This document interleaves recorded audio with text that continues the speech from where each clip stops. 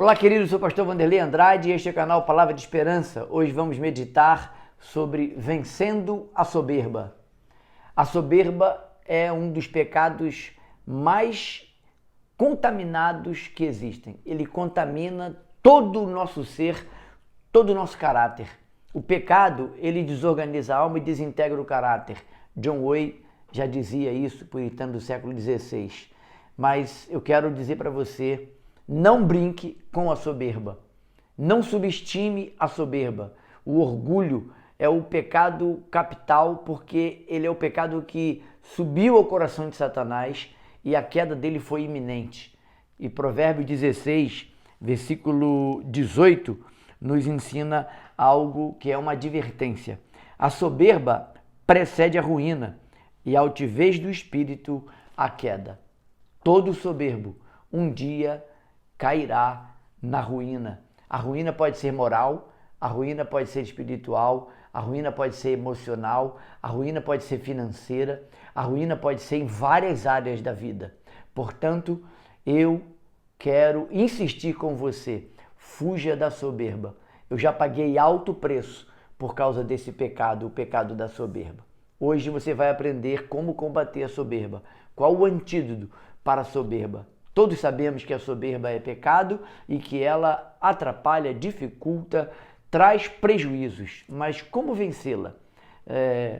Na soberba, nós ficamos com o nosso ego inchado e nós não enxergamos ninguém a não ser o nosso próprio eu.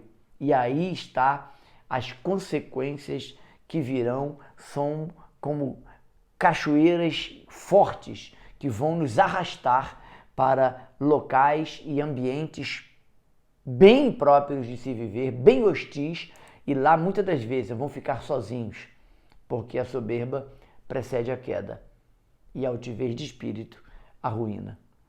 A soberba, ela além de ser pecado, e por ser pecado, ela nos afasta da comunhão com Deus, que é santo. E Jesus é o nosso maior exemplo. Ele diz que nós devemos ser humildes. Os humildes serão aceitos por Deus. Deus resiste aos soberbos, mas dá graça aos humildes. Eu quero compartilhar com você um exemplo clássico que é de Satanás, Lúcifer, em sua soberba, achando que poderia ser igual a Deus, e ele teve uma queda iminente por falta da humildade. A humildade, então, é o antídoto que nós precisamos, aliás, o único antídoto que vai nos livrar dessa rede peçonhenta, desses laços bem perigosos da soberba. Quando Paulo vai falar de humildade, ele vai dar como exemplo o próprio Senhor Jesus. E eu quero ler com você Filipenses 2, versículos 3 e 4, Paulo usando e apontando para Jesus como o maior exemplo de humildade. Ele diz assim, Filipenses 2, 3 e 4. Nada façais por partidarismo ou vanglória, mas por humildade, considerando cada um os outros superiores a si mesmo. Não tenha cada um em vista o que é propriamente seu, egoísmo, né?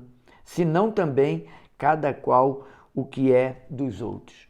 A soberba, ela nos alimenta a vanglória e ela alimenta o egoísmo. A humildade faz você pensar no próximo, você se diminui e aquela pessoa torna-se importante e você então torna-se um veículo de bênção para a vida daquela pessoa. O humilde não precisa dizer que é humilde, nem provar que é humilde, assim como o soberbo. Agora tem um detalhe que eu percebo na minha vida prática de pastor e na minha vida como pecador regenerado que eu sou. A soberba, ela pode ser velada ou ela pode ser explícita. Qual que é pior? As duas. Na soberba velada, nós não vemos de cara que há soberba naquela pessoa ou na sua vida. Mas a soberba explícita, ela fica estampada na maneira que olhamos, as palavras que usamos ou deixamos de usar. Quantas pessoas, por causa da soberba, têm tremenda dificuldade de elogiar aquele que faz uma coisa bem feita. Não tenha medo de reconhecer excelência nos outros. Isso estimula, encoraja, mas esse elogio, esse estímulo só vai sair de um coração humilde e quebrantado. O soberbo não espere isso dele de forma nenhuma.